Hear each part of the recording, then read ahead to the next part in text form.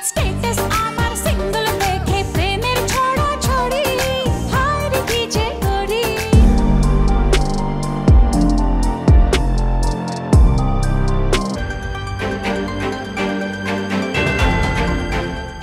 বিরুদ্ধে আদালতের সমন, গ্রেফতারের আবেদন বাদীপক্ষের।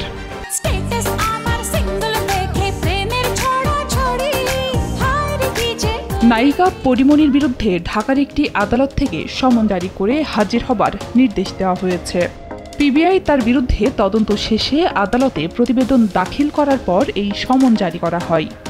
পিবিআই প্রতিবেদনে পরিমণির বিরুদ্ধে বোট ক্লাবে মারধর, হত্যা চেষ্টা, ভাঙচুর ও ভয়ভীতি দেখানোর প্রমাণ মিলেছে।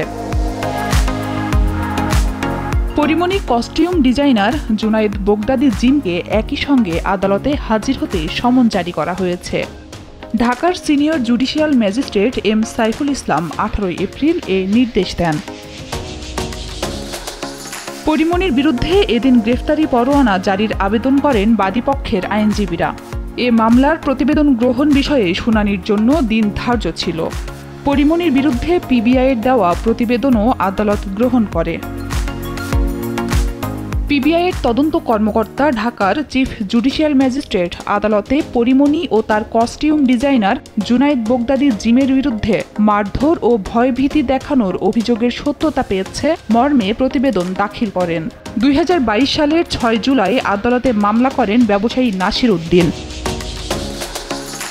মামলার এজাহারে বলা হয়, পরিমণি ও তার সহযোগীরা অ্যালকোহল সেবী। সুযোগ বুঝে তারা বিভিন্ন নামি দামি ক্লাবে ঢুকে অ্যালকোহল পান করে এবং পার্সেল নিয়ে মূল্য পরিশোধ করেন না।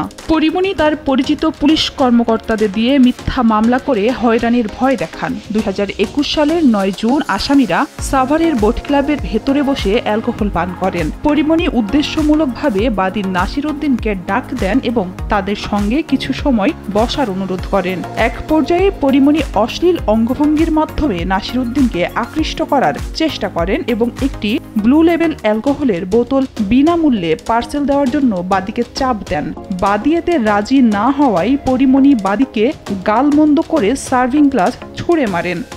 ভাঙা বোতল যেটা আমার গায়ে ছুঁড়ে মারতেছিল সর্বশেষ, সেটা যদি আমার গলায় লাগতো হয়তোবা আমি মারাও যেতে পারতাম। অভিযোগ প্রমাণ হয়েছে অপরাধের, তো আমরা বলছি তাদের বিরুদ্ধে ওয়ারেন্ট ইস্যু করার জন্য বিজ্ঞ আদালত এই মর্মে বলছে আদেশ হবে মর্মে ফাইলটা রেখেছে।